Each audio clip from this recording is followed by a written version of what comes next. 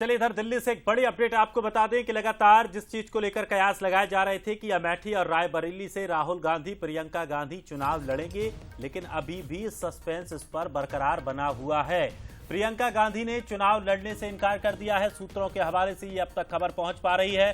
तो आपको बता दें कि प्रियंका को रायबरेली से कांग्रेस चुनाव लड़ाना चाहती थी, लेकिन उन्होंने अभी मना कर दिया है। रायबरेली से सोनिया गांधी इस बार चुनाव नहीं लड़ रही हैं। इसके अलावा अमेठी की अगर बात करें तो अमेठी से भी राहुल गांधी के चुनाव लड़ने पर अभी सस्पेंस बना हुआ है। राहुल गांधी ने अमेठी से चुनाव लड़ने पर अभी हामी नहीं भरी है। तो अब 1-2 दिन का और इंतजार करना होगा। 1-2 दिनों में इन दोनों सीटों पर नाम तय किए जाएंगे और राहुल प्रियंका के इनकार से कांग्रेस की मुश्किलें जरूर बढ़ेंगी, क्योंकि ये पहली बार होगा जब यूपी से गांधी परिवार का कोई भी व्यक्ति चुनावी मैदान में नहीं होगा। तो इस वक्त की बहुत महत्वपूर्ण खबर है। हालांकि खबर ये भी थी कि उनकी ओर से हाँ कर दिया गया है। पूर्व में कहा गया था कि राष्ट्रीय अध्यक्ष इस संबंध में फैसला लेंगे। राहुल और प्रियंका ने हाँ कर दिया है। 1 मई को नामांकन वो भरेंगे। इस तरह की भी खबरें थी, लेकिन अब ये महत्वपूर्ण खबर है कि ये 2 बड़ी सीटें अमेठी और रायबरेली, जो कि कांग्रेस की गांधी परिवार की पारंपरिक सीटें हैं, यहां से पहली बार होगा जब कांग्रेस की ओर से या गांधी परिवार की ओर से कोई उम्मीदवार खड़ा नहीं होगा। हालांकि अब प्रियंका और राहुल नहीं तो फिर कौन, उस पर भी सस्पेंस बना हुआ है। चलिए हमारे साथ एग्जीक्यूटिव एडिटर शैलेंद्र सिंह राजपूत भी हमारे साथ जुड़ गए हैं। शैलेंद्र जी, किस तरह से देखा जाए, पहले ये कयास लगाए जा रहे थे कि दोनों तैयार हैं और खबरें आ रही हैं कि दोनों ने अभी हामी नहीं भरी है, तो क्या थोड़ी और कसमकस यहां देखने को मिलेगी? देखिए, बिल्कुल रायबरेली से जो खबरें हैं वो प्रियंका शायद स्पष्ट मना कर चुके हैं कि वो रायबरेली से चुनाव नहीं लड़ना चाहती।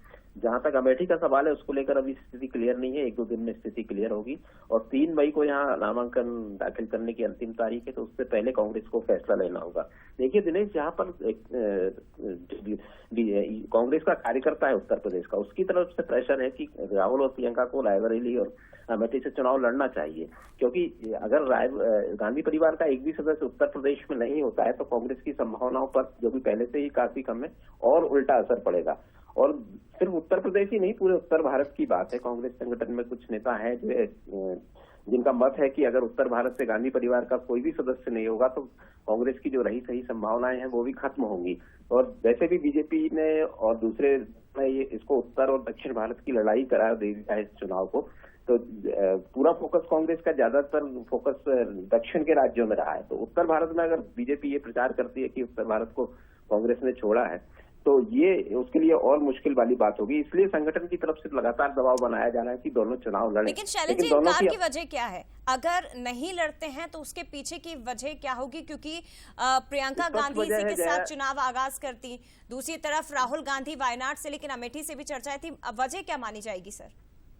वजह यही है कि उत्तर प्रदेश में जैसे पिछला चुनाव जो है वो उसमें एक्सपीरियंस काफी खराब रहा राहुल गांधी का, और अमेठी में जो गलती राहुल गांधी या कांग्रेस ने की है कि 5 साल ध्यान नहीं दिया है। बिल्कुल 1 या 2 दौरे हुए हैं शायद उनके अमेठी में, और जो स्मृति ईरानी है उन्होंने वहां अपना स्थायी निवास बनाया और लगातार वहां वो काम कर रही हैं, तो उनकी संभावनाएं प्रबल है। तो राहुल गांधी हिम्मत नहीं कर पा रहे हैं कि वो अमेठी से नामांकन दाखिल करें। जहां तक रायबरेली की बात है तो प्रियंका पहले से ही राजनीति में आने को लेकर खुले तौर पर इस तरह से उनका एक अनमनापन रहा है। और आपको याद होगा कि कुछ समय पहले, 2-3 महीने पहले, रॉबर्ट वडेरा का भी बयान आया था कि अगर पार्टी संगठन चाहेगा तो वो चुनाव लड़ने को तैयार है। तो रायबरेली में जरूर दिलचस्प स्थिति बन सकती है। और खबरें ये भी है कि बीजेपी रायबरेली से वरुण गांधी को मनाने की कोशिश कर रही है। तो ये बड़े दिलचस्प समीकरण बनेंगे। इन्हीं समीकरणों को चलते शायद प्रियंका और राहुल चुनाव लड़ने से इनकार कर रहे हैं या मन नहीं बना पा रहे हैं। बिल्कुल, और इन दोनों सीटों पर भी नजरें बनाए रखनी होगी। शैलेंद्र जी, फिलहाल शुक्रिया आपका जानकारी के लिए, तमाम बातचीत साझा करने के लिए।